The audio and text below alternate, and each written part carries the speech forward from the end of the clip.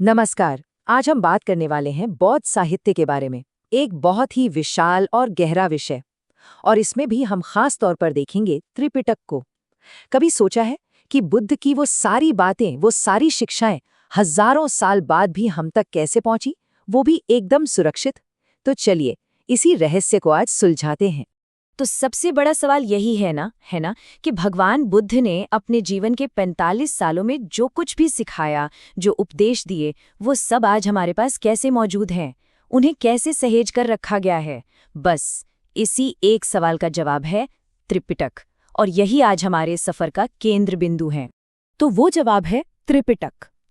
अब ये कोई एक किताब नहीं है, बिल्कुल नहीं। इसे ऐसे समझिए कि ये ज्ञान के 3 बड़े बड़े खजाने हैं। त्रि यानी 3 और पिटक यानी पिटारा या टोकरी। तो इसका मतलब हुआ 3 पिटारे।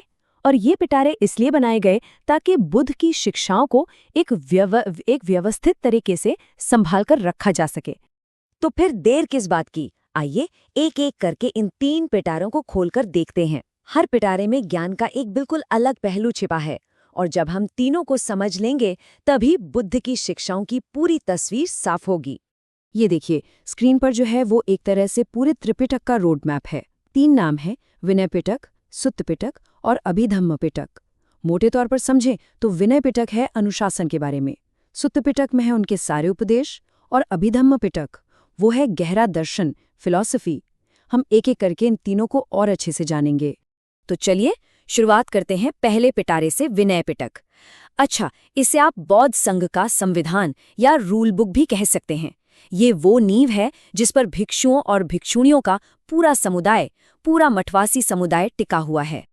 तो इसमें क्या है? इसमें भिक्षुओं और भिक्षुणियों के लिए हर एक छोटा बड़ा नियम दिया गया है। मतलब उनके कपड़ों से लेकर उनके रहने सहने और यहाँ तक कि आपस के झगड़ों को सुलझाने तक के नियम। लेकिन इसका मकसद सिर्फ कंट्रोल करना या अनुशासन बनाना नहीं था। नहीं, असली मकसद था एक ऐसा माहौल बनाना, एक सद्भावपूर्ण समुदाय बनाना जहां सब लोग शांति से अपनी आध्यात्मिक यात्रा पर आगे बढ़ सकें। तो एक तरह से ये संघ की रीढ़ की हड्डी है। ठीक है, तो अनुशासन की बात हो गई। अब चलते हैं दूसरे पिटारे की तरफ। ये पिटारा सबसे बड़ा है और कह सकते हैं कि सबसे ज्यादा जरूरी भी। इसका नाम है सुत्त पिटक। इसी में बुद्ध की शिक्षाओं का असली सार, उनका दिल बसता है।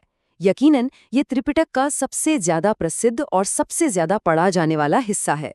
सुत्त पिटक पढ़ते हुए ऐसा लगता है मानो हम सीधे बुद्ध को ही सुन रहे हैं। इसमें वो सारे उपदेश और प्रवचन हैं जो उन्होंने अलग अलग लोगों को अलग अलग जगहों पर दिए।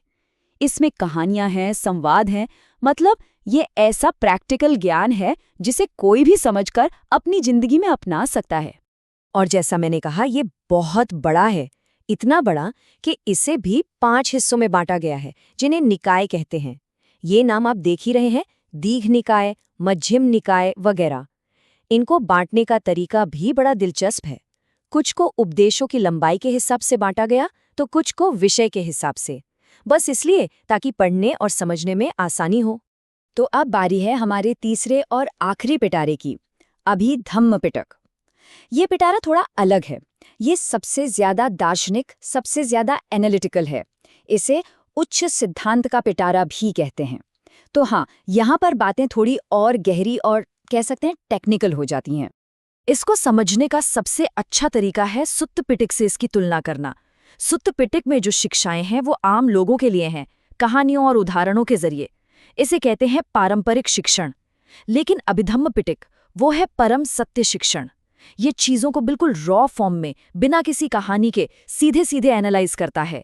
मन कैसे काम करता है, वास्तविकता क्या है, इसका एक सिस्टमैटिक, लगभग साइंटिफिक ब्रेकडाउन है।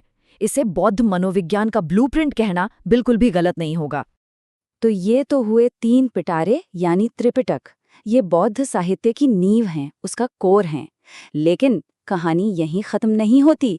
अरे, इसके अलावा भी बहुत से जरूरी ग्रंथ हैं जिन्होंने इस पूरी परंपरा को और भी ज्यादा अमीर बनाया है। मिसाल के तौर पर मिलिंदपन।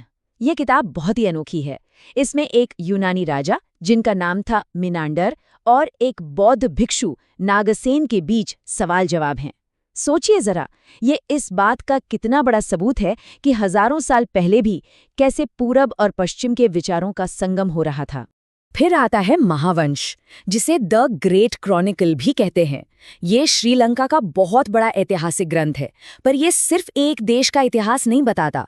ये इस बात की कहानी है कि कैसे बौद्ध धर्म धीरे धीरे उस देश की पहचान का एक अटूट हिस्सा बन गया। और हाँ, ललित विस्तर सूत्र को कैसे भूल सकते हैं। ये गौतम बुद्ध की जीवनी है, लेकिन किसी आम जीवनी की तरह नहीं। इसमें उनके जन्म से लेकर उनके ज्ञान पाने और पहला उपदेश देने तक की पूरी कहानी बहुत ही खूबसूरत और काव्यात्मक अंदाज में बताई गई है। तो अगर हम सब कुछ समेटें तो त्रिपिटक हमें वो फाउंडेशनल ढांचा देता है, अनुशासन, उपदेश और दर्शन। और फिर मिलिंदपन और महावंश जैसे ग्रंथ उस ढांचे में ऐतिहासिक और सांस्कृतिक रंग भरते हैं, उसे और बड़ा बनाते हैं। सच में ये एक अविश्वसनीय रूप से समृद्ध साहित्यिक दुनिया है। तो आखिर में एक सवाल मन में आता है, अनुशासन के नियम, जीवन जीने के लिए व्यावहारिक ज्ञान, या फिर मन और अस्तित्व का गहरा दार्शनिक विश्लेषण? इन तीन पिटारों में से आज के इस कॉम्प्लिकेटेड दुनिया के लिए सबसे ज्यादा प्रासंगिक क्या है ना सोचने वाली बात।